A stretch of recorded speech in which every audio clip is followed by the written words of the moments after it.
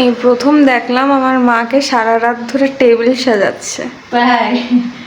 তা এখনো সাজানো হয়নি, এখন অনেক কিছু বাকি। তো সারা রাত আসলে জেগে এগুলাই করছি বড়লোক আত্মীয় স্বজনের জন্য। বড়লোক আত্মীয় স্বজন আসবে, তো এই দেখো এটা হচ্ছে পায়েস রান্না করছি। এটা তো প্রায় রান্না করতে হয়। এটা হচ্ছে আমার একটা ফেভারিট জিনিস ছিল, যে কটা সেই কটাই দিলাম। দুধের সেমাই, এটা হচ্ছে লাচ্ছা বিকালে রাঁধছিলাম। আর এটা দেখালাম না, মুরগির মাংস, গরুর মাংস। আর এখনো পরাটা, চা, ডিম বাকি আছে, সেগুলো আনবো। পরাটা ডিম পোস্ট কমপ্লিট। বড় লোকরা হয়তো আমার কষ্টের মূল্য বুঝবে না, সারা রাত জাগার কষ্ট।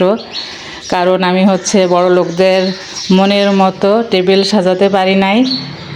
তো এই যে ট্যাং নিয়ে আসছে আবার আমার কন্যা, আর মাংস সব গরম করতে গেছে আবার।